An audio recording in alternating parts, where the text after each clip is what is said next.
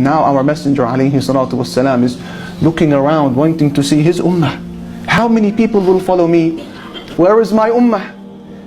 He says, وَلَكِنْ انظُرْ إِلَى الْأُفُقِ فَنَظَرْتُ فَإِذَا سَوَادٌ عَظِيمٌ ثُمَّ قِيلَ لِي انظُرْ إِلَى الْأُفُقِ الْآخَرِ فَنَظَرْتُ فَإِذَا سَوَادٌ عَظِيمٌ فَقِيلَ لِي هَذِهِ أُمَّتُكَ. He says, I looked and I was told to stare into the horizon, and I saw huge crowds of people having filled the horizon. And then I was told, look into the other horizon, and I looked and I saw multitudes of people having filled that horizon as well.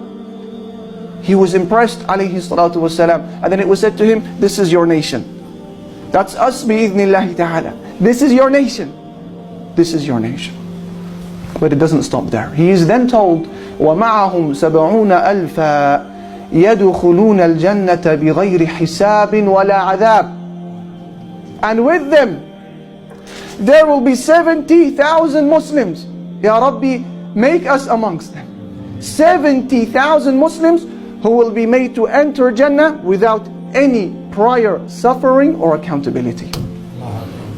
So everything you have heard and read with regards to the terror and horror of Yawm al-Hisab, the day of standing, the day of accountability, as people wait, sweating and suffering and going grey, waiting for their name to be called out, to stand in front of Al-Jabbar, the compeller Allah, there will be a group of people who will be given special treatment, and they will be given backdoor access into Jannah.